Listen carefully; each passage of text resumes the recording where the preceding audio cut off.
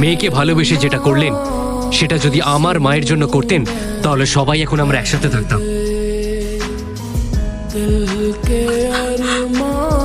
আমার বাবা মা ভালোবেসে যা করেছে তা কোনোদিনও ভুল হতে পারে না। আপনার একটা ভুলের জন্য আপনার ভাই আর আপনাদের স্ত্রীরা ভুগছে।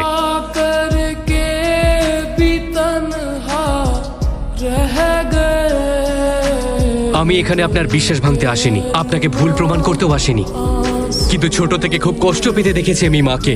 নিজেকে দোষী ভেবেছে, তাই আমি ঠিক করেছি দীপাকে বিয়ে করে আমরা আবার সবাই একসাথে থাকবো, শুধু আমার মায়ের খুশির জন্য। এই পৃথিবীতে যারা আমার মায়ের মতন অনাথ, আপনারাই হলেন তাদের শক্তি। আপনাদের আমার মায়ের পাশে থাকতেই হবে। আর একটা শেষ কথা, দীপার প্রতি যে আমার ভালোবাসা সেটা কিন্তু একদম সত্যি। তাই আপনি যদি এটাকে আটকানোর চেষ্টা করেন আমি